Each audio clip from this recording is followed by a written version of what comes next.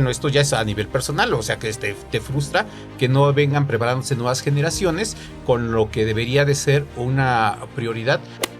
Porque el sistema de justicia ya requiere que la gente que participa en una necropsia o tenga contacto con un indicio vaya a comparecer, desde el fotógrafo.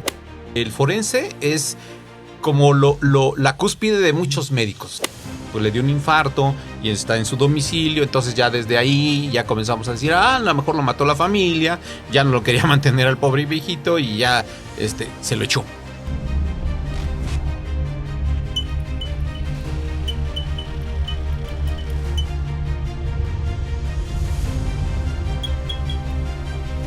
El día de hoy tenemos la compañía, como siempre, de un invitado de lujo, como siempre en este programa. Es nuestro amigo y colega, el doctor Juan Carlos Ramírez Pérez, mejor conocido como el maestro Giancarlo, el señor de los caldos. Ahorita vamos a ver por qué le apodamos el señor de los caldos, ¿no? El maestro Giancarlo es médico forense y médico legista. Pero yo quisiera que, como parte de este programa, nos compartiera un poquito acerca de las diferencias durante el desarrollo de este programa de un médico forense y de un médico legista, tanto de las funciones como de la parte formativa. Pero más allá de hablar del tema como profesional, quisiéramos hablar como del tema un poquito personal, ¿no? Es decir, ya sabemos que es médico forense y pues un poquito tenemos noción acerca de su labor, ¿no? Pero ¿quién es el doctor Juan Carlos más allá del forense, por ejemplo? ¿Usted quería ser médico forense? ¿De niño quería ser médico forense? ¿De niño habría ratitas y de ser médico forense? Pues aunque te rías porque hay como una inclinación finalmente. Yo creo que la profesión te busca en un momento determinado.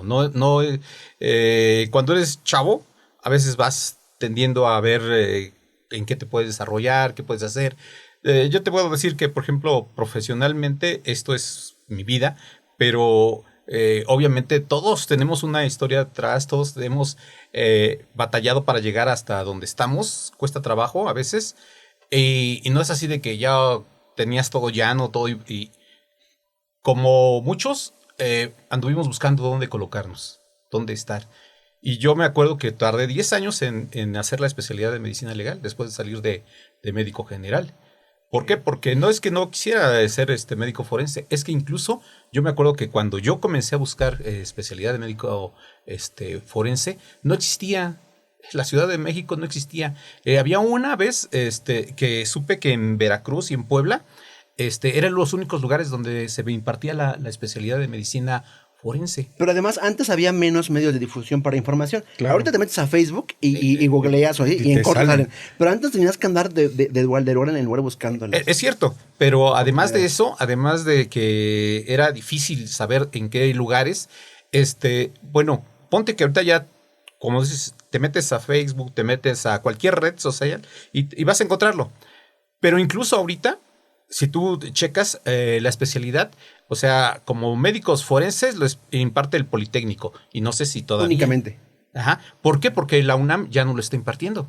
¿Medicina legal ya no? Ya no. Entonces, no puede ser que una carrera tan importante, por lo menos en el ámbito de pues, la impartición de la justicia, no esté teniendo una continuidad. Vamos. Y bueno, esto ya es a nivel personal, o sea que te frustra que no vengan preparándose nuevas generaciones con lo que debería de ser una prioridad en un momento determinado. Bueno, pero yo te decía, en ese entonces cuando yo comencé no había muchas escuelas, no había muchos lugares, no había dónde meterse, hasta que finalmente, por ahí por azar del destino, nosotros lo hacemos por parte de las especialidades de la UNAM. Yo lo hice en la UNAM. Y de ellos te dan como una especie de tutoría para que entres a la especialidad y te formes en distintas instituciones, como la PGR, como las Procuradurías de los estados, en este caso del Estado de México y aquí en la Ciudad de México. Entonces, en ese entonces era así la formación. Entre unos y otros te iban formando. Y en los hospitales, porque tendrías que hacer rotaciones en hospitales. Claro, porque bueno, yo ahí saco dos temas importantes. Uno, el tema de la formación, o sea, rotaban. Obviamente no había como una sola sede, ¿no? Te ibas, por ejemplo, al hospital a hacer prácticas, ¿pero de qué? Lo que pasa es que sí existe y existía. En aquel entonces la sede siempre fue Joco. Y ahí era la sede. Que es un hospital de trauma, específicamente, ¿no? Específicamente. Y que de todos modos, dentro de todos los hospitales de la red de la Ciudad de México, incluso en Magdalena Salinas, existían todavía y existen ministerios públicos, donde llega uno, le levanta una averiguación por una persona que tengas hospitalizada ahí, y el médico legista que está ahí en esa misma institución va y certifica. Ahora, pues ahí entras como que es el médico legista, ¿y qué hace? Pues precisamente el médico legista en un momento determinado va hasta la cama del lesionado o hasta el área que se encuentre el lesionado del hospital en un momento, y a él certifica al pie de la cama o de la zona donde se encuentre. Puede ser una zona incluso restringida para el público general, como pues son las salas de choque, donde encuentran a gente que está obviamente en cuidados intensivos, y puede uno ver la condición en la que se encuentra y darle un reporte al Ministerio Público. Esa es una función de las varias funciones que realiza el médico legista, no el forense, claro, pero el legista sí. Fíjate que el tema da como para abordarlo desde varios puntos. Una, por ejemplo, ¿por qué el hecho de que ya no haya médicos forenses y médicos legistas?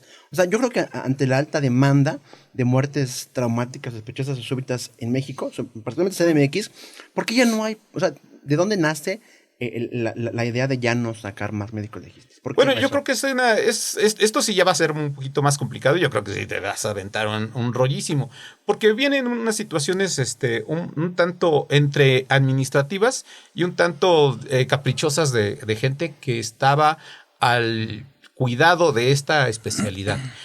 Has de saber que cuando se hace uno especialidades en la UNAM, son, como te decía, son tutoriales, o sea, se les da el mando o la administración de la especialidad a un lugar sede y a un profesor sede, que será el que se encargue de buscar los hospitales, las rotaciones y todo lo que corresponda para la preparación del médico. Si es un ginecólogo, tendrá que tener rotaciones en ginecología de distintos hospitales, porque no puede ser en uno solo. Y entonces, si es cirujano, tendrá que ir a hacer prácticas también de cirugía. Y a nosotros, como médicos legistas, lo que nos daban era la oportunidad de rotar con médicos legistas que ya estaban en distintas sedes, y con ellos nos íbamos preparando de forma tutorial. Sí, ellos nos tenían bajo su tutela, y entonces nos decían qué se hacía o qué no se hacía en un momento determinado, para que nosotros fuéramos haciendo la labor que nos correspondía y aprender al mismo tiempo. Pero sí, resulta que por cuestiones de tipo administrativo y de tipo un poquito así como, vamos a decir, como que esta especialidad es mía, esta es mía, esta es mía. Entonces hubo gente que les convino más decir, esta especialidad va a ser que yo la maneje. Y al final, ni para Dios ni para el diablo. O sea, la especialidad se terminó quitando porque no hubo quien la retomara o quien la tomara. Porque tendría que haber un médico especialista con ciertas características, como ser precisamente especialista, estar certificado, tener cierto currículum para que él fuera el tutor y que él administrara. Antiguamente, quienes la manejaban era en la Secretaría de Salud, por parte de un departamento que es la Unidad Departamental de Medicina Legal, que existe en la Secretaría de Salud, o existía en la Secretaría de Salud, porque, como ustedes saben, pues va a tender a desaparecer la Secretaría como tal y todo se va a unificar en un solo instituto. Pero, esto es un poquito complicado. Finalmente, al parecer, quien estaba a cargo de la Unidad Departamental de Medicina Legal en la Secretaría de Salud era el mismo encargado de la especialidad en aquel entonces. Y estamos hablando todavía hace unos 4 años, quizás 5 años, ¿sí? Donde el jefe de la unidad era el responsable. Pero pasó muchas cosas, entonces la gente ya no se hizo responsable, ya se perdieron las plazas, ya se perdieron las relaciones. La gente que tendría que estar ahí tendría que estar relacionada con PGR, tenía que estar con las procuradurías de los estados, ¿sí? Y de ahí hay gente muy valiosa que se fue y que por pues cuestiones de que se tuvieron que ir, terminaron sus ciclos. Jubilados, no renunciados, pero sí jubilados. Esa gente pues ya no está. Y el último que recuerdo que todavía tomó la especialidad y estuvo por ahí, que fue mi compañero y gran amigo, el doctor Soto, Víctor Soto. Y él fue el último que yo recuerdo que tenía la especialidad. Y después de ahí, pues desapareció. Y ahorita no ha habido quien la retome. Lo que platicábamos en la guardia pasada, ¿no? En el trabajo, ¿no? Que ya es esa vieja escuela, de a lo mejor la gente que lo hacía como por gusto, o por formar algo bien, pues ya ha sido como acabando, ¿no? Y a esto le sumamos los cambios administrativos, incluso legales que ha tenido en México y la Ciudad de México, tanto el tema de la cadena de custodia, no sé, la forma en sí en general de trabajar o de gobernar ha provocado esos cambios, yo creo, ¿no? Mira, sí, vamos, sí tienes razón en un cierto aspecto. O sea, esto ha venido complicando, en lugar de que sea un poco más sencillo, inclusive la gente me va a poder decir si es cierto o no es cierto. Sí, muchas veces la gente no denuncia por lo complicado que es denunciar, ¿sí? En lugar de hacerlo más fácil, te lo van haciendo cada vez más difícil. Y para los médicos legistas va haciendo lo mismo. En lugar de que te traten de facilitar las cosas, al contrario, te van poniendo así como que ahora tienes que hacer esto, ahora tienes que hacer lo otro, ahora tienes que hacer... Bueno, en el mismo forense, sí o no. Sí, te van complicando la situación, entonces te va complicando también el trabajo que debería de ser como dices, de gusto, hacerlo con más gusto. Lo vas haciendo incluso como ya, pues, por no dejarlo y vamos, tienes que hacerlo. Sí, porque además dentro de sus labores como médico forense legista están las comparecencias, ¿no? Famosas, muy famosas ahora, porque el sistema de justicia ya requiere que la gente que participa en una necropsia o tenga contacto con un indicio vaya a comparecer. Desde el fotógrafo que platicábamos otra vez, y sobre todo ustedes que son quienes emiten un protocolo, dictamen de necropsia y firman un certificado de función. Y bueno, regresándome a la parte inicial, porque aparte quiero que nos cuente por qué es médico forense, ¿no? Creo que sí, tienes que hacerlo por gusto. Hablábamos el tema, el podcast pasado acerca de los sueldos, ¿no? Sí. Realmente, yo creo que en general los sueldos del sistema gubernamental son muy bajos, ¿no? Y tal vez el servidor público tiene que hacerlo por amor al servidor público, pues, ¿no? Pero sí estamos muy mal pagados, eso no es un hecho, creo que todo el mundo lo sabe. Pero sí tienes que hacerlo porque te gusta, ¿no? Pero entonces, ¿usted sí quería ser médico forense? Mira, sí. ¿O legista? Yo como muchos que teníamos teníamos la suerte de tener nuestros padres, mi papá me dijo, ¿sabes qué? Tú vas a ser abogado. Y, o sea, que te digan eso a una cierta edad, agarras y dices, no, ya voy a ser carnicero. Por su papá quiere que fuera abogado. Entonces mi papá me decía, tú vas a ser abogado. Y yo le dije, no, ¿sabes qué? Yo voy a ser médico. Y después cuando yo salí de médico general, entonces pues me dio la inquietud, porque siempre la tuve, de ser forense. Entonces te decía yo esa parte de que buscaba. Finalmente cuando encontré, aquí estoy. Pero obviamente sí hay una inclinación a ese tipo de cosas. O no hubiera terminado siendo forense, a lo mejor hubiera terminado siendo cirujano, que también me gustaba, pero que no, por motivos también alejados de esto, no terminé siéndolo. Muchas veces, ¿sabes por qué no termina uno en una carrera? Por lo caro que es una carrera de medicina. O sea, sabemos que la carrera de medicina es cara de por sí. Bueno, pues hacer una especialidad es también caro. O sea, aunque te den una beca, aunque vayas becado, de todos modos tú tienes que hacer un gasto, ¿sí? Y obviamente las instituciones también representas un gasto. Cada especialista cuesta dinero para una institución, porque la formación cuesta dinero. Claro. ¿Sí? Entonces, bueno, pero sí vienes por gusto. O sea, sí estás aquí, aunque te voy a decir como tú lo dijiste. El sueldo no es como para que uno vaya. La gente cree que aquí gana uno carretadas de dinero y va llegando así como que sí. O que aparte te dan palchesco, ¿no? Sí. Con todo el business. Ay, no, no manches, no, bueno, no estuviéramos grabando podcast, cabrón. No, ahorita, en lugar de haber salido de la guardia, me hubiera ido a jugar golf o algo así. Sí. Sí. ¿Qué voy a estar con estos tipos de aquí platicando de mis actividades aquí? Por favor, ya no estamos. Yo en lugar de estar tomando mi agüita, yo estaría. Y luego, un whisky nos hubieran puesto. Entonces vamos iniciando ya la producción. Ya hablamos con ellos para que. Si no, yo espero que la próxima vez que ya llegue, ahí esté el whisky, ¿no?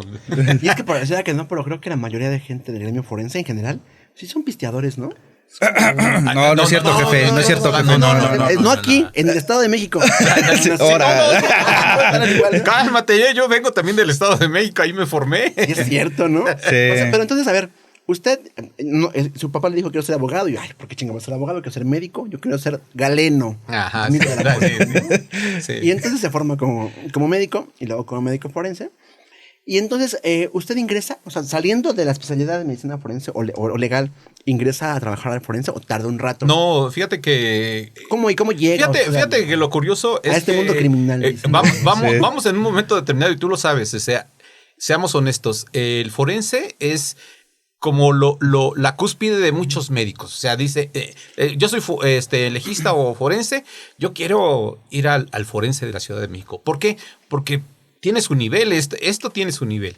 Tiene su nivel a la mejor académico, formativo, lo que tú quieras, pero tiene su nivel y tiene un prestigio a nivel nacional. O sea, no puedes agarrar y decir que no quisieras venir al forense de la Ciudad de México. ¿Cómo no?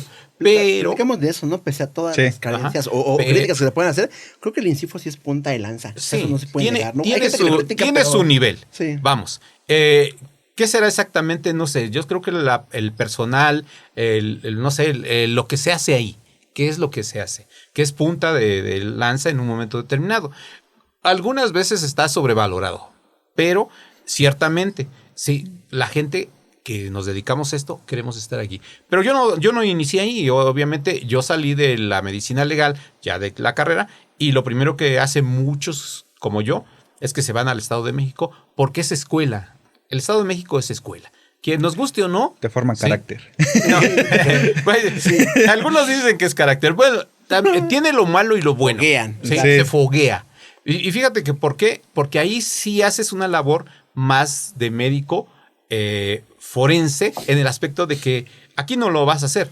Vas al lugar del hecho, incluso ves todo el procedimiento de levantar indicios, de ver lo que hace el criminalista junto contigo, lo que hace el fotógrafo junto contigo. Tú puedes ser ahí partícipe o ser incluso el que esté dirigiendo en un momento determinado. Oye, mira que ahí yo veo un indicio, vamos a tomarle una foto, aquí veo esto, veo lo otro. Y tú estás en el lugar que esto que te platico de ir al lugar del hecho es importantísimo para la formación.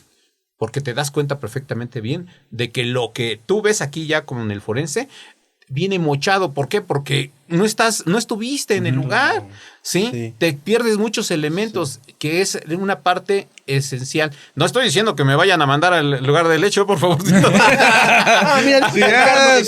Vamos a reformar. Porque finalmente si hicieras eso, o sea, tú no acababas en un caso en toda la noche. Sí. No, después de la carga de trabajo que tenemos, imagínate ir a 12 lugares, cabrón. No, pero además es importante, a lo mejor lo hablamos como si la gente que nos escucha ya lo supiera, pero realmente mucha gente que nos escucha no sabe que la forma de trabajar de CDMX comparada con la de Estado de México es totalmente diferente. En CDMX, que es nada más hay un forense, que es el INCIFO. En el Estado de México hay varios. Cuautitlán, Texcoco, Tumbanes, más, ¿no? Ecatepec. Aquí no, aquí solo hay uno. Y la otra es que en el Estado de México, el crimi, el fotógrafo que fija el lugar de investigación desde el inicio, es el que fija hasta la necro. Aquí no, aquí ya nos llega el cadáver sin ropa. Bueno, es un mundo de diferencias que aunque colindamos CDMX, Estado de México, es totalmente diferente el proceso, ¿no? Y creo que se va fogueando y aprendes, ¿no? A hacer las cosas bien. Es que aparte son cosas que no te dicen en la escuela, ¿no? Sí. O sea, llegas y, cabrón, esto no me dijeron que lo iba a hacer. Sí. Pero bueno, pues vamos, ¿no? Al lugar de los hechos y pues ya te ves. Como siempre, pues, ¿no? O sea, jamás va a ser igual lo que aprendes en la escuela con lo que es en la parte práctica realmente, ¿no? Bueno, eso sí. Pero, bueno, te digo, sí hay una diferencia muy grande entre la formación. Porque tú rotas muchas veces cuando te haces la formación de médico legista por parte de la UNAM. Te van rotando por distintos lugares, laboratorios incluso de la PGR, ¿sí? Y entonces ves la labor que realizan ahí y la puedes llegar a comparar con la del Estado de México y tú dices, oye, nada que ver, porque para comenzar los laboratorios del Estado de México están lejísimos hasta Toluca y tú no vas a ir a Toluca a ver qué están haciendo ahí en Toluca y no te dejan entrar así como que voy a ver qué están haciendo aquí en los laboratorios, ¿no? Pero bueno... Y yo siempre les he comentado a los compañeros, aquí la inquietud es que ya el forense, vamos a decir que todavía tiene la capacidad, pero no dudas o no dudo yo que en un tiempo determinado el forense puede necesitara el apoyo y que fueran dos forenses que solamente dependieran de una misma institución, pero que hubiera dos forenses, uno en el norte y en el sur, como lo hacen en el Estado de México, donde están divididos por zonas, por áreas, porque el Estado de México pues rodea a la Ciudad de México. Y allí sí tiene que estar totalmente descentralizado, aunque tiene que tener un mando, como dijéramos, un solo lugar donde se va a concentrar todo, pero que tiene sus forenses en distintos lugares y que son responsables de una cierta área. Aquí no, aquí tienes que te concentra todo y todo te llega aquí mismo al forense de la Ciudad de México. Y va a llegar un momento en que nos va a rebasar el trabajo, ¿no? O sea, platicábamos hace rato, o sea, tan solo el año pasado que hicimos 1,500 necropsias más, ¿no? Sí. Que hace 2. Fíjate que eso es importante porque el promedio, yo según, porque aparte de todo tuve una bronquilla en la que yo hice una estadística mal pedo y la exhibí, ¿no? el promedio de muertes de a hace disposición. 2 años, casi me corrían, ¿no? Entonces, el promedio de hace 2 años era, hace 3, hace 4, era entre 5,000, 5,200, 5,000. Pero el año pasado cerramos con 6,000 y cacho, o sea, sí, con 500 necros más. Pero eso tiene que ver con que se ha como querido tapar ese hueco legal de certificar las muertes en casa, ¿no? Sí. Cuando en sentido estricto, la necropsia médico forense se indica cuando la muerte es sospechosa, traumática o súbita, ¿no? Así es. Si fallece en casa, pues es sospechosa, ¿no? O súbita, a lo mejor. Y tendría que hacerse una necro y no se hace porque alguien lo certifica, ¿no? Claro. Pero en CDMX ya es cada vez más complicado que un médico... Que lo brinque, ¿no? La famosa brincada. Exacto. Sí. Porque en cuando 911 tienen notificación de que una persona falleció en casa, se inicia la carpeta. Sí. Y nos llegan casos, llegan casos de patologías, ¿no? La viejita con un tumor o una patología ya estudiada y nos llegan y deciden como... Pues como para qué, porque inviertes tiempo, recursos humanos, materiales. Es que es una inversión de todo. O sea, el trabajo de las personas cuesta. Y no, porque obviamente vamos a lo real. O sea, tú vas a agarrar y decir, bueno, voy a mandar una muestra de lo que sea, ¿sí? Eso implica gasto tanto para el químico, para el de tiempo, de lo que sea, ¿sí? Porque se va a invertir dinero. Sí. Entonces, obviamente, estamos, yo diría, no sé, sin temor a equivocarme, que estamos trabajando con un presupuesto al límite. ¿Por qué? Porque llegará un momento en el que ya no vamos a tener el presupuesto para estar realizando eso. Y ese es un problema de planificación. El forense, como muchos, debe de haber un administrativo que sea muy habilidoso para poder negociar los presupuestos del forense. Sí, pero además proyectas un presupuesto de acuerdo a algo que es variable, ¿no? Claro. O sea, se proyecta un presupuesto para 5,000 muertos, que es el promedio normal, y te llega un año con 6,000 y cacho y ya te rebasaste. Hasta en recurso humano, porque hubo un tiempo, hace no mucho, en el que hubo un desfase de casos, ¿no? Sí. Y si no había personal ni recurso humano tal cual que pudiera dar lucha a eso, ¿no? No, sí, definitivamente ahorita ha sobrepasado ligeramente. Todavía ligero, pero sí existe eso de sobrepaso de capacidad. Pero aún así se está trabajando. Y se está trabajando, yo diría, en forma regular, ¿sí? No diría sobresaliente, porque fue sobresaliente, es que tuviéramos aquí recursos para aventar y nunca van a existir esos recursos. ¿Por qué? Porque pues estamos trabajando con lo que nosotros calculamos y está mal calculado. Me va mal decirlo, pero está mal calculado. Sí, bueno... Creo que nos estamos saliendo de lo que estábamos. Sí, creo que nos van a correr. Ya estamos vetados. Ya una foto. Mira, ya saliendo ahorita, ya sabes que. No, pero yo reitero siempre, ¿no? Pese a todas las críticas que se puedan hacer, creo que el Encifo sí es como punta de lanza. Pero aparte, creo que en general, en cuanto a recurso humano y material, se ha trabajado bien, ¿no? No excelente, pues en utopía, ¿no? Jamás se va a poder ser excelente, menos en este rollo, pues estamos expuestos a muchas variables. Pero se ha hecho bien, ¿no? Yo considero que está contenido y se ha distribuido bien. Está bien. Si no, nos estuviéramos aquí campechaneando echando chisme, ¿no? Sí. No, porque te da para mucho el trabajo del forense, te da bastante para, o sea, me refiero a que es noble, En cuanto a Disney, que ¿no? te da tiempo de hacer otras cosas. Sé que Lavar y planchar ajeno, ¿no? No, porque pregúntale al jefe, el jefe quisiera que estuvieras ahí de 24/48 ahí totalmente todo el tiempo. Sí, yo considero que la mayoría, bueno, no considero, seguro estoy que la mayoría de compañeros, aquí estamos, la prueba somos nosotros tres, tenemos 2 trabajos, sí, porque te da espacio para tener otros trabajos. Claro. Es una chinguita, pues sí, pero te da espacio para eso, ¿no? Porque aunque nada más trabajamos 2 guardias, son bien trabajadas, ¿no? Y nos da espacio para poder tener otro trabajo. Y aquí me da falta para decirle usted trabaja como médico forense, pero primera pregunta, ¿qué más hace un médico forense, aparte de necropsias? ¿Y qué hace un médico legista? ¿Qué hace usted en el forense, aparte de necros? Y quiero que me hable del tema de las comparecencias. ¿Y qué hace como médico legista? Para que la gente ubique la diferencia entre las labores de un... Habrá gente que me diga, ay, güey, pues eso que es obvio. Pues para ti es obvio, pero para la gente que nos escucha no es obvio, porque no sabe. No, bueno, compártanos. Sí, Ilumínenos. efectivamente. Hay una diferencia, sí. O sea, comenzando por las comparecencias. Obviamente aquí, muchos de los casos que nosotros en los que intervenimos, finalmente van a terminar en una comparecencia, que es como ir a aclarar, o debería de ser así, ir a aclarar al juez o en un tribunal lo que nosotros realizamos, qué hicimos y cuál fue nuestra intervención. Por eso también le hablan a los fotógrafos, aunque en realidad pues yo no entendería mucho como para qué van un fotógrafo, si finalmente el fotógrafo es un personal que tú le indicas qué va a realizar y cómo lo va a realizar. Él sabrá mucho de la técnica de la fotografía, pero en realidad respecto a qué se está o qué se está concluyendo o por qué se está concluyendo de este modo una necropsia, nosotros decimos, oye, yo voy a concluirla con una herida producida por proyectil de arma de fuego penetrante del cráneo y es evidente para mí. Pero, sí, el fotógrafo puede decir, yo tomé fotografías, así que no sé qué le puso el doctor. Sí. ¿Sí? Bueno, ahora sí que quién sabe, ¿no? Esa es una parte que es distinta porque mientras que el médico legista, sí, solamente su intervención y participación va a ser dentro de una certificación de lesiones o en hospital o inclusive va a certificar un cadáver y no especifica ni causa de muerte, ni va a especificar mecanismos, ni formas de muerte, no. Él nada más va a certificar lesionados, vivos, ¿sí? O certificar muertos. Y nada más hasta ahí su participación. ¿Que puede ir a la comparecencia? Sí, pero su participación no es la misma que el médico forense, ¿sí?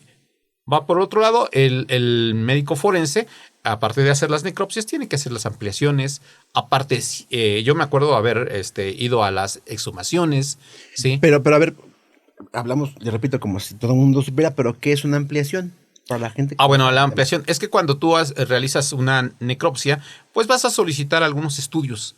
Un estudio de histopatología que será, mandas piezas quirúrgicas o fragmentos de tejido o pedazos de vísceras para que me entiendan. De manera coloquial, ¿no? Ajá, Pedazos de órganos. de órganos, Pedazos de órganos. No, mandas, ¿cómo se llama? ¿Cómo se llama Bofe y Sí. Nana, Buche y demás. De ahí nace el apodo del maestro señor Calvo, ¿no? Sí. El protocolo indica sacar órganos para que es un poquito complicado. Y ahorita le dices a la gente porque soy...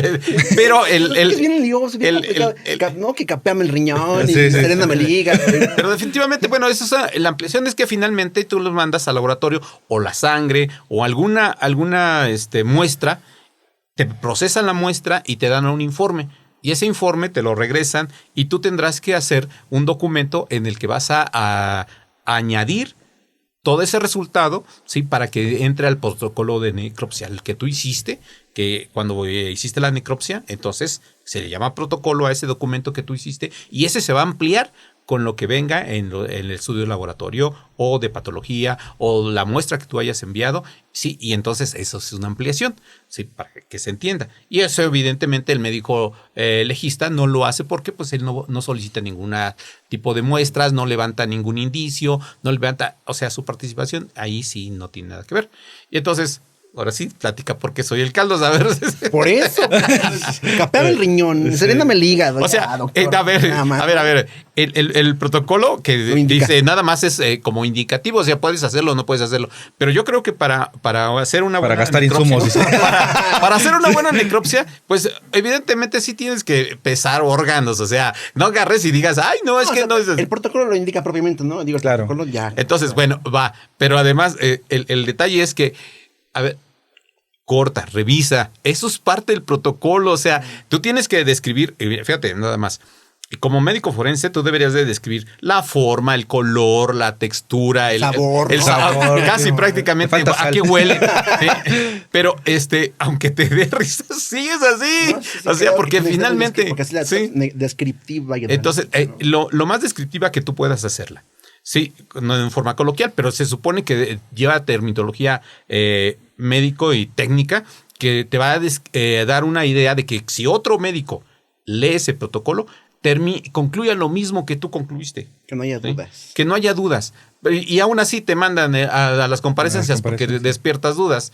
Entonces, yo creo que la labor precisamente ahí es valiosa del parte de los médicos forenses, porque durante más y mejor hagas una necropsia, pues vas a despertar menos dudas respecto al trabajo que estás realizando y vas a ser más participativo y mejor, digamos, mejor ayuda o mejor respaldo para resolver alguna situación, un caso. Sobre todo porque aquí son casos médico-legales. O sea, hasta ahí todos entendemos que lo que hacemos aquí pues es ayudar a la resolución de un caso, de una situación en la cual necesitamos que la ley establezca culpables o situaciones o no culpables. ¿sí? Y piensa que una persona que se va a la cárcel porque tú hiciste mal las cosas, te debería entrar en la conciencia, ¿eh?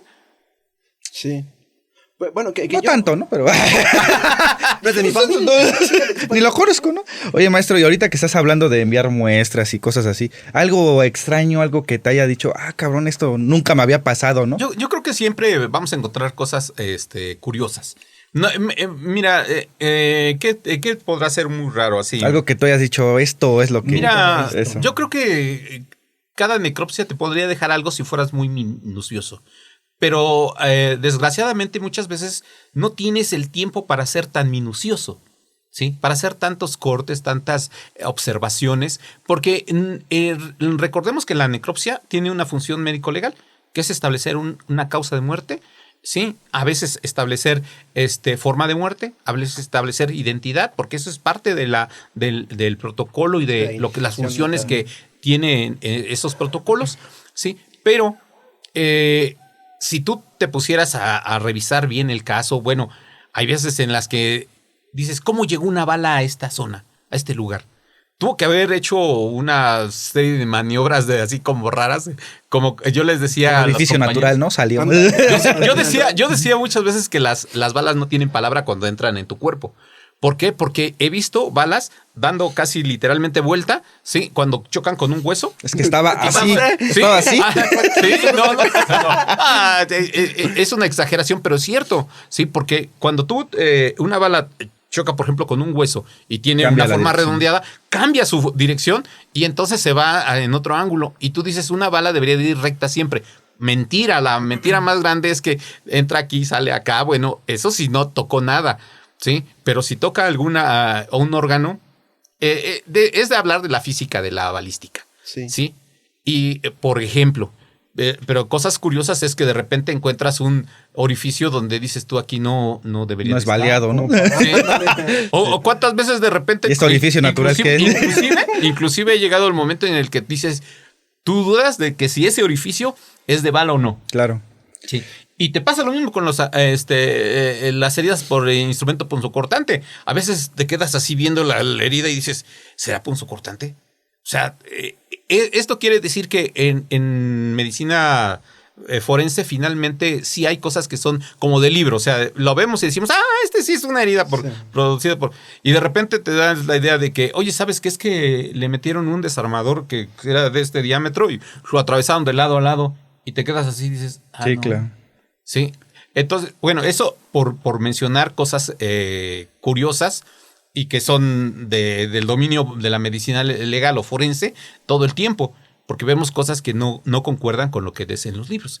Pero ya a nivel de patología, o sea, de repente hay patologías donde encuentras cáncer, donde encuentras enfermedades, pues, de mucho tiempo, de padecimientos crónicos, que dan pie a que haya un corazón que decimos peludo, por decírtelo de algún modo. Y se quedas así viendo el corazón y dices, ¿y este cuate vivía con este corazón? ¿Sí? Entonces, o te encuentras el corazón totalmente adherido a la pleura, al pericardio, y dices tú, ay, no manches, ¿cómo estaba funcionando este cuate? Sí. Entonces, pero, o sea, todas esas anomalías que de repente, yo me acuerdo que una vez con el compañero Escamilla, otro médico forense, de repente estábamos viendo el cuerpo y se queda viendo Escamilla también el cuerpo y dice, ¿ya te fijaste? El cuate tiene esa... De repente te diste cuenta de que todos los órganos estaban invertidos. El hígado estaba del lado izquierdo. Y oye, qué padre, ¿eh? O sea, es un caso de esos raros que no ves todo el tiempo. ¿Sí? Un cuate que tenía todos los órganos invertidos. Y que a lo mejor si no haces la necro, no sabes, ¿no? Ajá. Y te das cuenta, porque lo haces mecánicamente y de repente estás viendo el hígado, estás viendo todos los órganos, pero invertidos. Entonces, esos son casos que hemos leído en la bibliografía de médicos y decimos que existen, pero de repente los ves y dices, ay, o sea, qué curiosidad, ¿eh? Qué curiosidad. Y se murió igual que cualquier otra persona, o sea, de lo mismo que otra persona. Y bueno, actualmente usted es médico forense y médico legista, pero inició entonces previamente a este rollo en el Estado de México, siendo médico forense. Así es, como médico forense. Y hacía la labor desde el lugar de investigación. Hasta el final, hasta que entregabas el cadáver y lo lavabas y lo subías a la funeraria. A la funeraria. ¿Usted cree que la demanda de trabajo ha aumentado? Bastante. ¿Sí? Sí. Sí. Yo creo que lo que pasa es que, bueno, podría uno considerar que lo que pasa es que hay muchos casos que son sospechosos, pero nada más son sospechosos. O sea, de cada 1000 casos te va a salir uno que sí realmente tenga algo que ver con hecho violento o una situación así. ¿Por qué? Porque ya ahorita, como tú lo decías hace un rato, estamos recogiendo cadáveres en sus domicilios, que muchos de ellos ya son patologías, que muchos de ellos es un viejito que tenía diabetes de hace 20 años y de repente pues le dio un infarto y está en su domicilio. Entonces ya desde ahí ya comenzamos a decir, a lo mejor lo mató la familia, ya no lo quería mantener al pobre viejito y ya se lo echó. O sea, yo creo que falta pericia. O sea, pericia de parte de la Procuraduría o de parte de quien tenga que levantar un cuerpo para establecer si realmente es un caso legal o no. Sí, esto se podría decir mucho o especular mucho en cómo sería un sistema en el que tú agarras y pudieras recortar todos esos casos a casos que realmente sí fueran legales. ¿Sí? Porque si no vamos a seguir trabajando un chorro, ¿sí? Situaciones que no tienen nada que ver con lo legal. ¿Sí? Y vamos, en el Estado de México no se hable de esto. O sea, ahí es igualito que aquí, porque nosotros, ellos y nosotros reflejamos lo mismo, o sea, hacemos la misma labor. ¿Sí? Y ellos están teniendo la misma situación. Ellos están levantando cadáveres que no tendrían que necropsiarse. ¿Sí? Y hay un porcentaje muy grande de cadáveres en el Estado de México y aquí en la Ciudad de México son casos que nada que ver con lo legal. ¿Y habrá mucha diferencia entre la estadística de muertes violentas o de necros en el Estado de México con las del... Yo creo que tienen más demanda ya, ¿no? Sí, yo creo que también. O sea, yo creo que más demanda ya, violento, porque ¿no? Sí. No, ya es entrar a una minucia, pero realmente... Pero es que está más pesado el Estado, ¿no?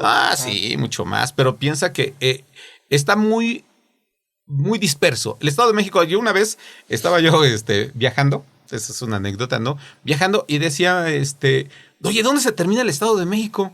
Porque el Estado de México colinda con Michoacán, colinda con Guerrero, sí. O sea, si tú le das la vuelta al Estado de México es grandísimo, pero si te cruzas la ciudad de un lado a otro, tú dices, en hora y media, 2 horas ya crucé la ciudad. Sí. Eso con tráfico. Pero tú vete de Ecatepec Tejupilco, no más. O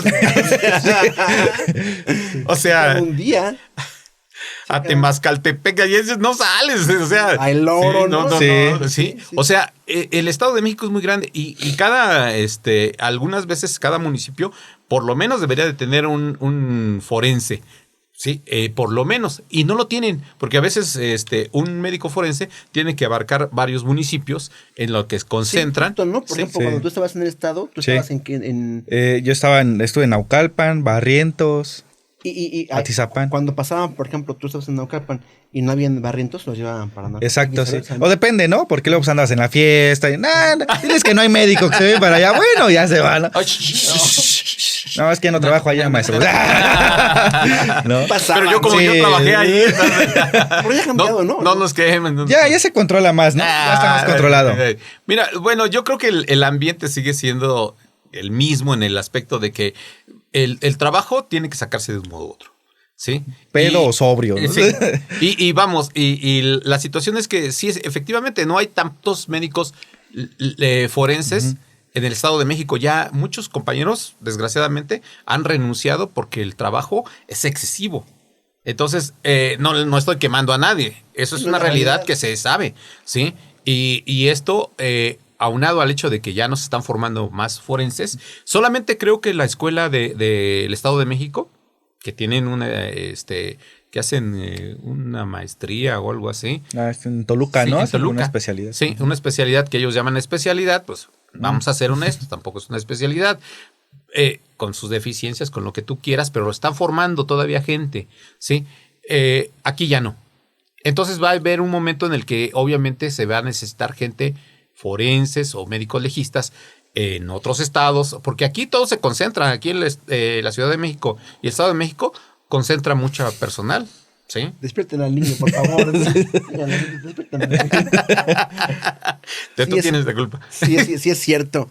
Pero bueno, al final, maestro, yo veo que le gusta su chamba, ¿no? Pese a todas las quejas que tiene. Pese a todo, y aunque haya gente como tú que sea, ¿cómo se llama? Así tan renuente a hacer unos caldos bien hechos, sí. Entonces, pero aprendiste, sí, gracias. Ay, fue por mi bien, ¿no? Fue por tu bien, date cuenta de que como a los canijos chamacos, que les esto va por tu bien, hijo, y agarras la chancla y ¡órale! Me va a doler más a mí que a ti. Y nunca he tenido como experiencias que tengan que ver con algo que ponga en peligro su vida, que digan, no, pues es que con el narcotráfico, con nunca. Yo creo que esto es cada vez se vuelve más real o posible. ¿Sí? A lo mejor como forenses nos hemos librado mucho de estas sensaciones, de estas posibilidades, porque estamos respaldados por una institución en la cual él también respalda tu trabajo. Claro. Pero yo me acuerdo en el Estado de México, y en el Estado de México sí es un poquito más delicado así el asunto. Sí. Más de adrenalina. Además estás más expuesto. Sí. Yo me acuerdo y tampoco me van a dejar mentir. En aquel año donde yo todavía estuve por allá, nos dieron unos overoles de color rojo con el logotipo de la Procu atrás en la espalda. Y decíamos, no me lo voy a poner, oye. Dice, un día de estos nos van a balear cuando estemos recogiendo cadáveres nosotros. Sí. Entonces, óyeme. Entonces, como que sí te da miedo, ¿eh? Sí te da miedo. ¿Y por qué? Porque sabemos perfectamente bien, pues, que hay cada loco en esto. Que además no somos monedita de oro. Sabemos que la gente a veces no le gusta lo que nosotros concluimos. Sí, tú puedes concluir, oye, ¿sabes qué? Falleció de esto, y la gente dice, no, es que no puede ser, porque no te creo. O sea, afortunadamente la institución misma te respalda, ¿sí? Y afortunadamente eso te da cierto, no inmunidad, pero sí credibilidad, ¿no? La credibilidad que tenemos. ¿Por qué? Porque aquí no se trata de taparle para apoyar a alguien, para ayudar a alguien, no. Tú concluyes y tú no sabes quién, que eso es bueno. Sí, ¿quién está involucrado en eso? Sí.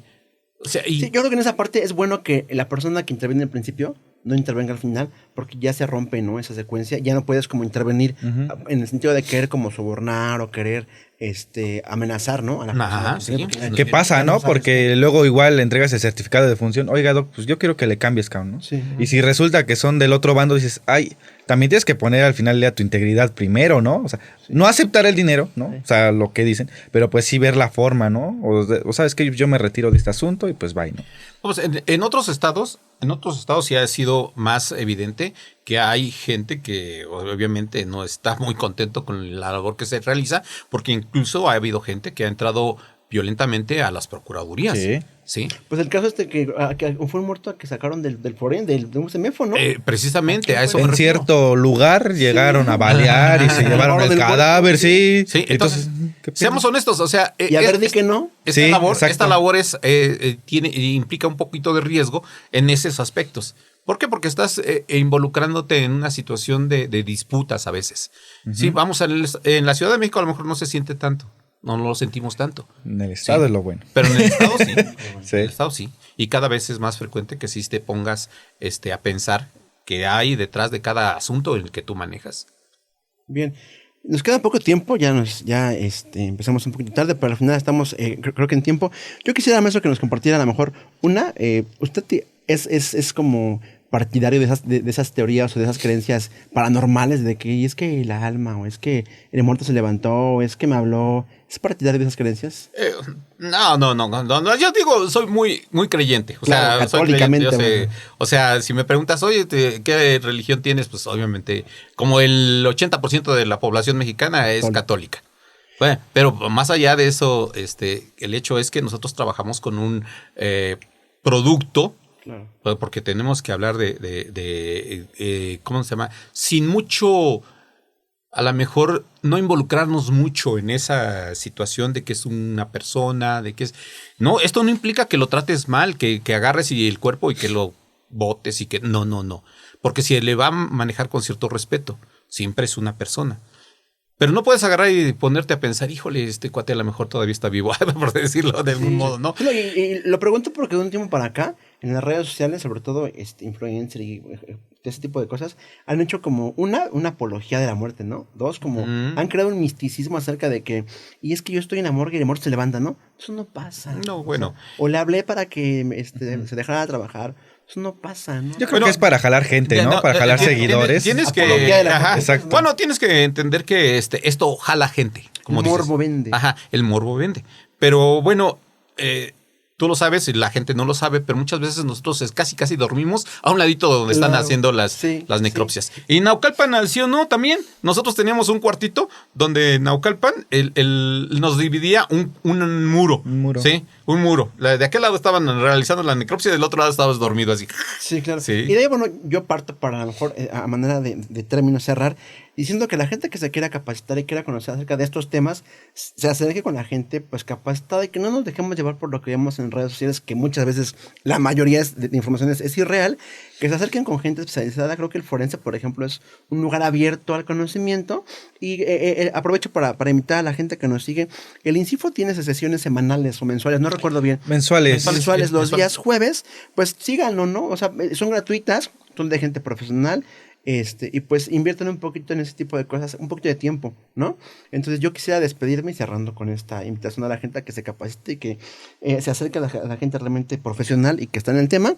Amigo, ¿qué quisieras decir unas últimas palabras para la gente que nos sigue? Pues gracias por seguirnos, esperemos que les haya gustado este podcast y pues que nos sigan en nuestras redes sociales, ¿no, amigo? Sí, síganos en Facebook. Este es segundo y último podcast que transmitimos en vivo. Los próximos ya van a ser exclusivamente en YouTube. Y bueno, esperemos que este programa sea de su agrado y que nos sigan complaciendo con su visualización. Él es el maestro Juan Carlos Ramírez Pérez, médico forense, médico legista, médico forense en CDMX, médico legista de la CDMX también. Maestro, le agradezco mucho por su compañía. Muchas gracias. Amigo Giancarlo. Sí, te parece un poquito estoy seguro de que... mis amigos los pelones. Sí, güey, los tres así. ¿Quién es quién? Dice, de repente sí volteas y dices, ¿es un requisito? Sí. Dice, porque yo ya comencé a perder el pelo y ya me voy a cortar más el cabello. Pero también ya parejo, maestro. No, todavía me siento así. Se niega. No es negarse, lo que pasa es que ya me he cortado así y me rasuro y se ve peor. Que aparte todos los días es un huevo, ¿eh? Pero bueno, amigos, colegas, seguidores, muchas gracias por el placer de su compañía. Nos vemos aquí dentro de 15 días con una sesión más de su programa favorito, Diálogos en el Mictlán, Regnades. Hasta luego, amigo. Hasta luego. Gracias. Nos vemos. Adiós. Gracias, producción.